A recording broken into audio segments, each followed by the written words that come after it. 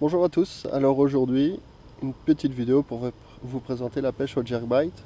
Alors le jerkbait en général c'est surtout destiné pour la pêche du brochet, mais ça peut s'appliquer aussi pour toutes les autres espèces de carnassiers. Bon là ça sera spécialement pour le brochet aujourd'hui. Donc jerkbait, qu'est-ce que c'est un jerkbait? C'est un leurre dur, poisson nageur, qui va être animé par des coups de jerk, des coups de sillon assez secs, entrecoupés de pauses, et bien souvent c'est au moment de ces pauses que les brochets vont attaquer. Là j'ai quelques jerkbites à vous présenter, c'est ceux que j'utilise en général pour pêcher le brochet, essentiellement.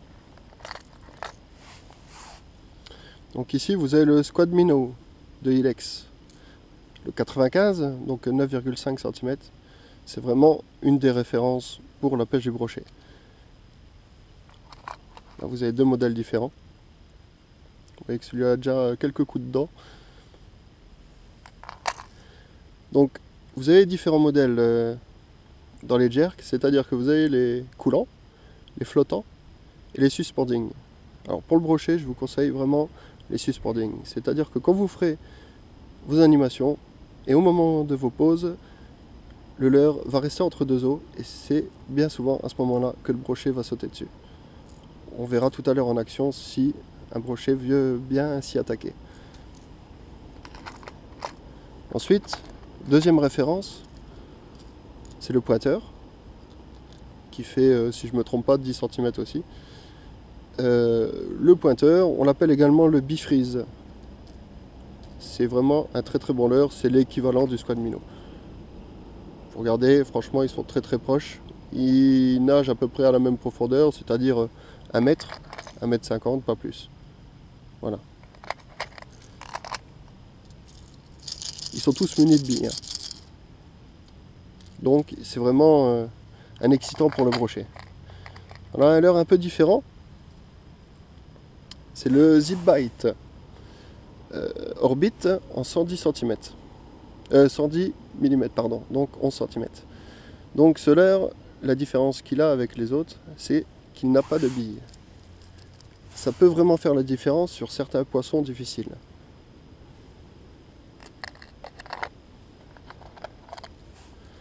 Donc toujours un pointeur, avec une bavette un peu plus grande. On va aller chercher là les poissons à 2,50 m, 3 mètres de profondeur à peu près. Donc ça dépend la profondeur de votre plan d'eau, de votre rivière, ou la zone où les poissons sont actifs. On utilisera plus l'un ou l'autre. Ici, donc toujours un Squad Minnow en 80 mm, 8 cm. Ça peut être une alternative, disons que ça va être plus, pas forcément pour le brochet, mais bon, ça peut être une bonne alternative aussi quand les poissons vont chasser dans des vifs un peu plus petits, de plus petite taille. Donc là, nous avons un Dédé Squirrel. Celui-là, c'est le super Dédé Squirrel. Donc le super, pourquoi? Parce qu'il a une bavette un peu plus longue et qui va nous permettre d'atteindre, si je ne me trompe pas, ça doit être 3,50 m d'eau à peu près. Là, on a le super Squirrel standard qui a une bavette un peu plus courte. C'est aussi des super leurres. Il y en a beaucoup qui l'utilisent d'ailleurs pour le cendre. Et toujours en suspending, vous faites vos pauses, animation, jerk, pause.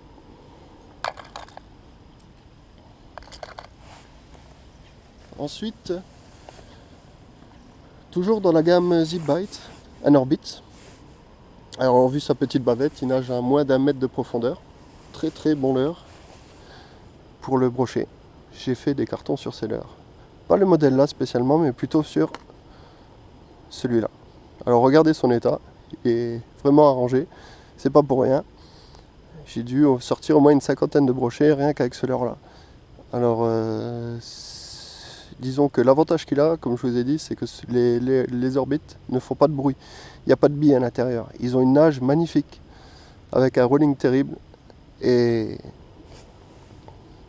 ce leurre-là nage à peu près à 2 mètres de profondeur. Vous voyez que la bavette est un peu plus longue que son petit frère. Alors ici, nous avons... C'est aussi un pointeur. C'est aussi un pointeur coulant que j'utilise plus pour pêcher l'aspe. Donc il me permet d'atteindre des distances assez longues et il nage très très bien dans les courants. On a toujours un pointeur suspending, donc qui va nager entre deux eaux. Il est un peu transparent, donc vous voyez un peu le système qu'il y a à l'intérieur. Celui-là doit faire 8 cm à peu près. Le tricorol, donc c'est aussi un leurre coulant, un jerk coulant, qu'on va animer aussi très bien dans les courants. Et c'est vraiment une tuerie sur l'aspe aussi. Ils sont très très réactifs par rapport à ce leurre. Et l'avantage par rapport au bifreeze ou au pointeur et autres, c'est que celui-là vraiment dans les courants il s'y glisse, il s'y faufile très très bien. Le Colt Minnow de chez Ilex, aussi un très très bon leurre. Vous regardez, petite bavette, donc il va nager à quoi, 50 cm de la surface. Et les chevennes viennent dessus, les perches, il y a un peu de tout qui peut monter dessus. Et un dernier petit qui a déjà pris des sérieux coups de dents. Alors, je ne me souviens plus bien du nom, donc le Nabaron, je ne sais plus maintenant quelle marque le distribue exactement. Mais bon, comme vous pouvez voir, c'est un très très bon leurre aussi, qui est coulant. Voilà pour la présentation des leurres. Bon, maintenant au niveau de la canne. Alors j'utilise, quand je pêche au jerkbait, une canne assez courte. C'est-à-dire que dans l'idéal, ça serait d'avoir une canne de 1,90 m, 2 mètres maximum, avec une action assez raide de pointe. Et là, je vais vous présenter le modèle que j'utilise. Donc c'est une Damiki Dark Angel qui mesure 1,83 m si je ne me trompe pas. Franchement, c'est l'idéal. Après, chaque marque font leur modèle et on trouvera dans toutes les marques un modèle adéquat pour ce type de pêche. Niveau moulinet, Rarenium en taille 2500, donc taille moyenne, c'est vraiment très très bien adapté. Bon, on va pouvoir s'attaquer à la pêche en elle-même. Bon voilà, on se retrouve au bord de l'eau. Première chose à faire, le réglage du frein. Ni trop dur, ni trop mou. On ne sait jamais si on a un beau poisson. Il faut qu'il puisse partir avec le... et prendre un peu de fil pour pas tout nous casser. Donc là c'est impeccable. Ensuite, le bas de ligne. Donc là j'ai un bas de ligne en fluorocarbone 63 centièmes que je relie à ma ligne avec un nœud Albright. Donc niveau bas de ligne, je prends toujours du Varivas pour être sûr. C'est vraiment de la qualité, de la bonne marque, un peu plus cher, mais au moins je suis sûr de la qualité du matériel. Au niveau du leurre, donc on va prendre pour ce premier essai l'Orbit de chez Zipbite. Donc bah oui, hein, comme vous pouvez le voir, hein, c'est un de mes favoris. C'est un modèle suspending, comme je vous ai expliqué. Donc je vais vous montrer comment l'animer. Comment animer le jerkbait en général, de toute façon. Voilà.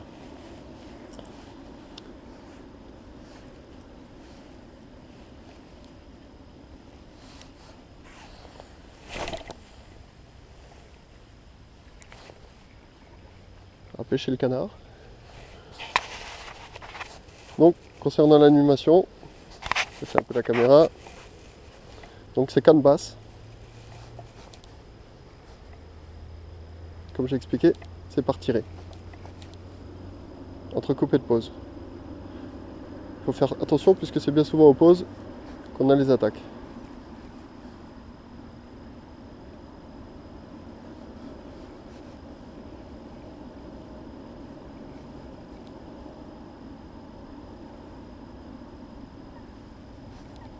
Alors, les tirées ne sont pas forcément toujours aussi violentes, hein.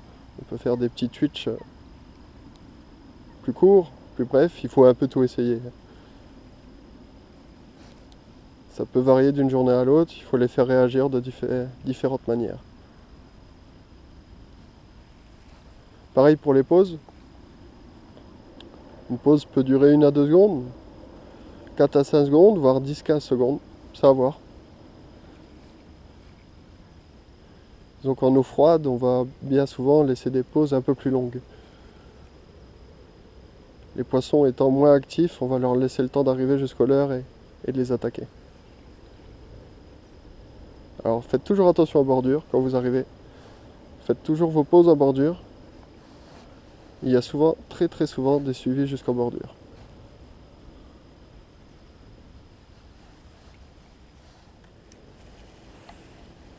Derrière une résolière, c'est jamais mauvais.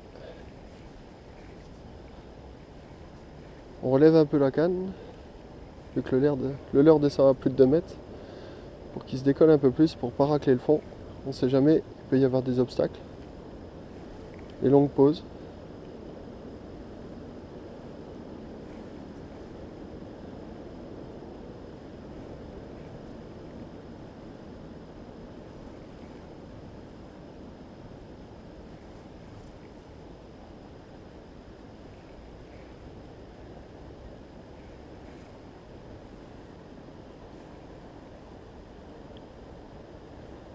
Non, c'est pas pour ce coup-là.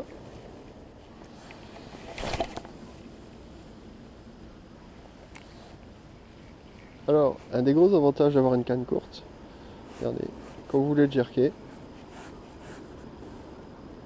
vous êtes vraiment à ras de l'eau et vous n'êtes pas embêté par la longueur de la canne. C'est vraiment très adapté pour ce type de pêche, les cannes courtes. Imaginez, j'aurais une canne de 2,40 m, j'aurais pas pu pêcher de cette manière sur ce poste.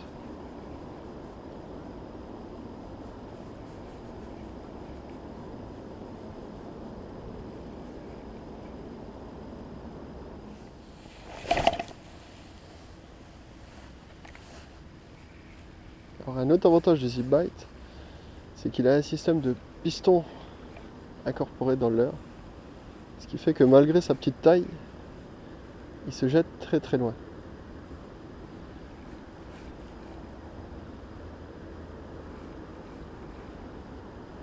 Ce qui peut faire parfois la différence. 4-5 mètres de lancer en plus, on peut aller chercher les poissons là où on ne serait pas arrivé avec un autre leurre.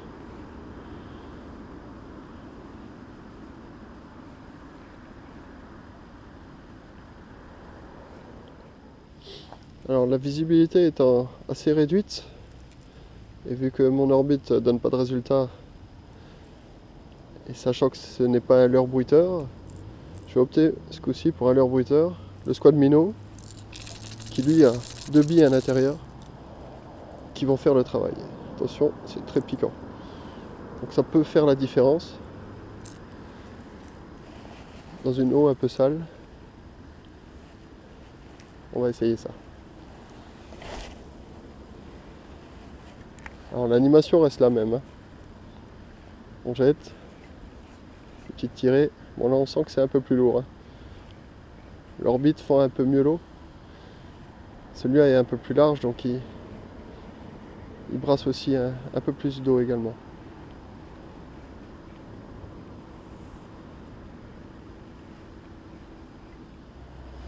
Alors une petite astuce, on peut essayer de gagner en discrétion. Alors là j'ai rajouté devant mon bas de ligne 2 mètres de fluorocarbone en 29 centièmes, comme vous pouvez le voir.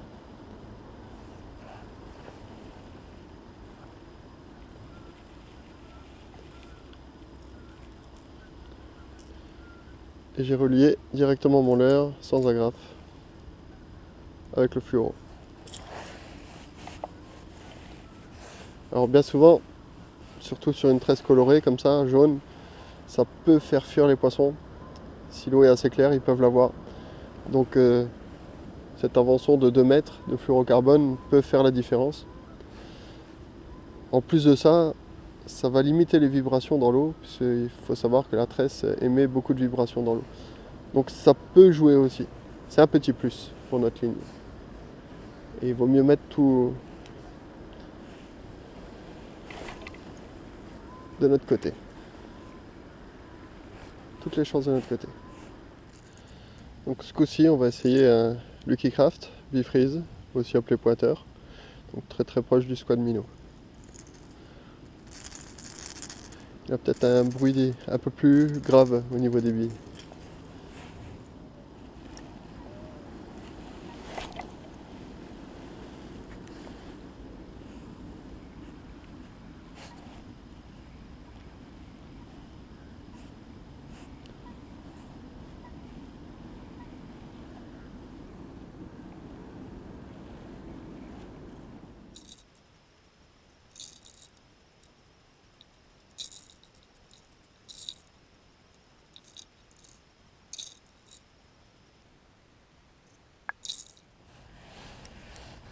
Alors le brochet adore les obstacles.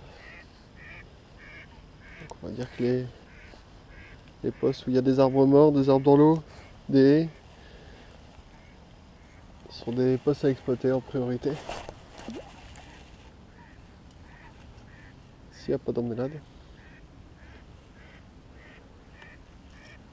J'ai eu un petit problème sur ma ligne, un nœud. J'ai dû couper 2 mètres de fil, de tresse. Alors, plus qu'un conseil, ne jetez jamais votre fil ou tresse au bord de l'eau. Je ne sais pas si vous avez déjà eu l'occasion de voir des oiseaux qui étaient pris dedans ou d'autres animaux. Ils mettent des jours et des jours à mourir et ils souffrent atrocement. Ils se prennent très très souvent dans ce fil. Et puis même en tant que pêcheur responsable, on se doit de jeter nos déchets chez nous, à la maison. Donc on prend ce morceau de fil, on le met dans la poche et on le jette à la poubelle à la maison. Merci.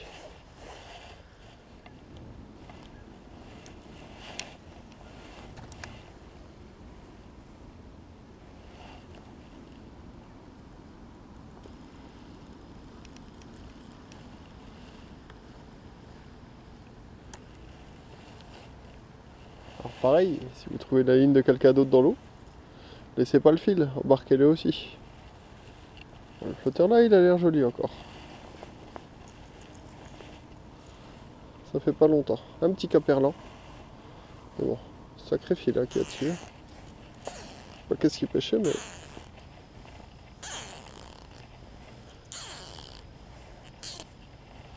On va récupérer le flotteur, puis le reste on mettra à la poubelle.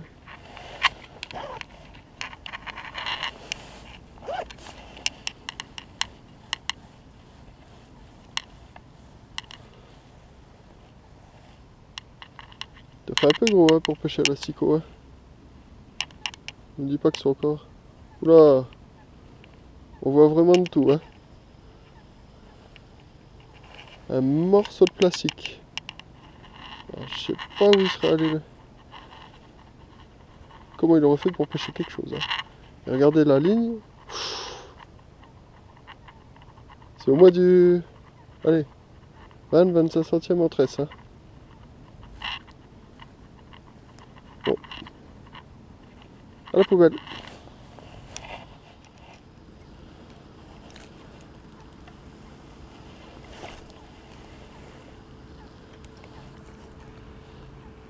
Bon.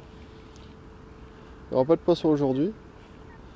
Mais j'espère que les quelques conseils que je vous aurai donnés pourront vous servir. Allez, à la prochaine. Ciao, ciao tout le monde.